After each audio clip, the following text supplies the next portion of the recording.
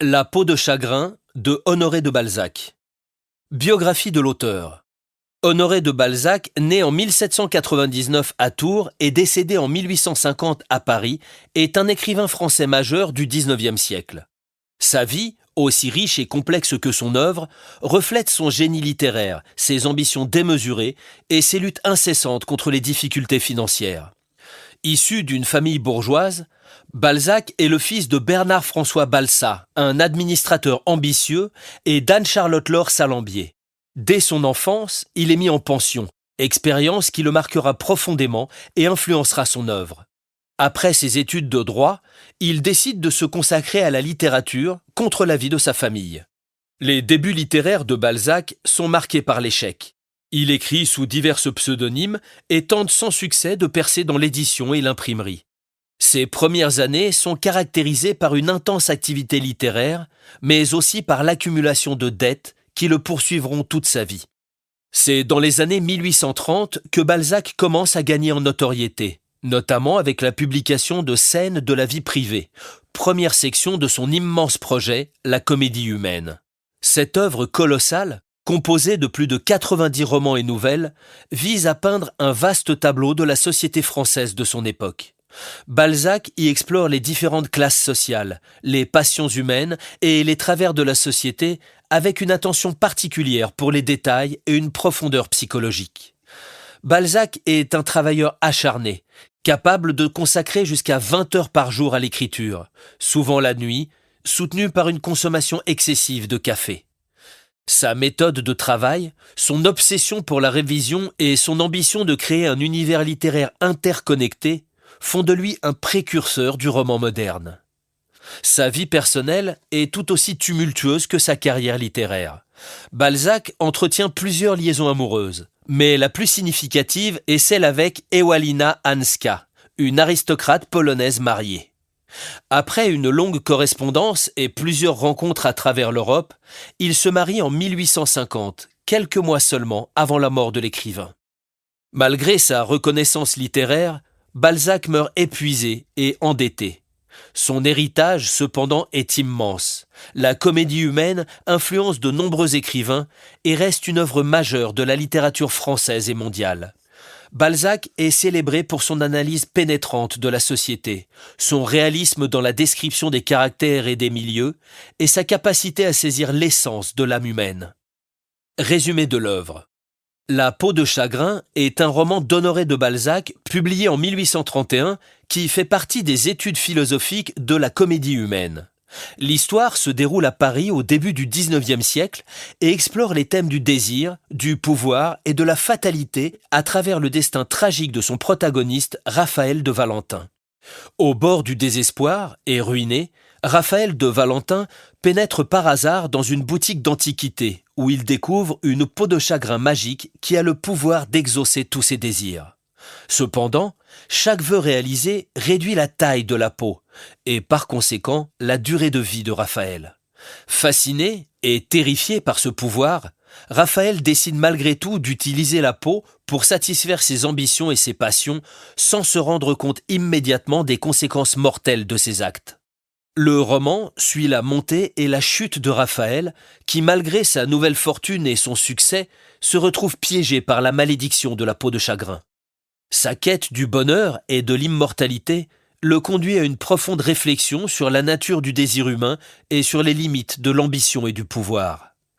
La peau de chagrin est une œuvre riche en symbolisme et en réflexion philosophique, qui interroge la quête de l'homme pour le bonheur et la signification de la vie face à l'inéluctabilité de la mort. Le roman est considéré comme l'un des chefs-d'œuvre de Balzac, illustrant parfaitement sa capacité à mêler intrigue captivante et profondeur intellectuelle. Contexte historique. Honoré de Balzac, l'un des géants de la littérature française du XIXe siècle, a écrit La peau de chagrin dans un contexte historique et personnel particulièrement riche et complexe.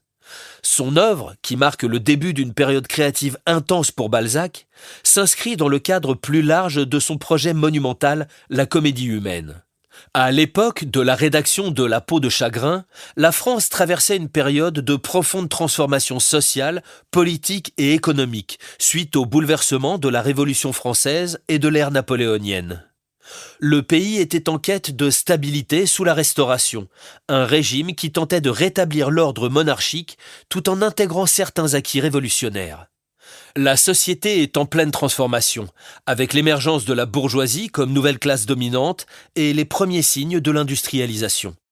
Contexte personnel. Dans ce contexte de réajustements sociaux et de tensions politiques, Balzac, qui a déjà connu des débuts littéraires sous divers pseudonymes et s'était essayé à différents genres, commence à élaborer son idée d'une vaste fresque sociale qui dépeindrait la société française dans toute sa complexité. La peau de chagrin, publiée en 1831, s'insère dans cette ambition. Balzac est profondément influencé par les théories de Cuvier et Geoffroy Saint-Hilaire sur les espèces et est convaincu de l'existence d'espèces sociales. Il ambitionnait de créer un état civil littéraire où chaque personnage pourrait réapparaître et évoluer au fil des différents volumes. La peau de chagrin s'inscrit donc comme une œuvre clé dans ce projet en introduisant le concept de retour des personnages qui deviendra une caractéristique majeure de la comédie humaine. L'écriture de La peau de chagrin coïncide avec une période de grande activité littéraire pour Balzac qui se consacre à l'écriture environ 16 heures par jour, souvent la nuit pour ne pas être dérangé. Sa santé commence à en pâtir, mais son ambition littéraire reste inébranlable. Balzac envisage son œuvre comme une cathédrale littéraire, un édifice complexe et cohérent destiné à embrasser l'ensemble de l'époque, de tous les milieux sociaux et de l'évolution des destinées humaines. Dans ce contexte personnel, La peau de chagrin se révèle être bien plus qu'une simple histoire fantastique.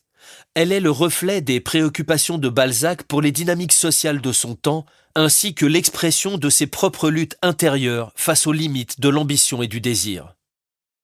Les personnages.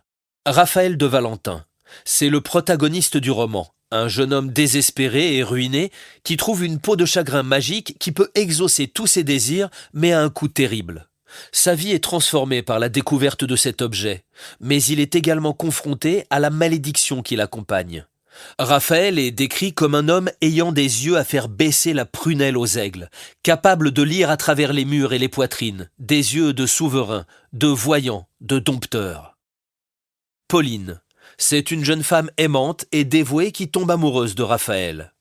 Elle représente l'amour pur et désintéressé, en contraste avec les désirs matériels et égoïstes que La peau de chagrin permet à Raphaël de satisfaire.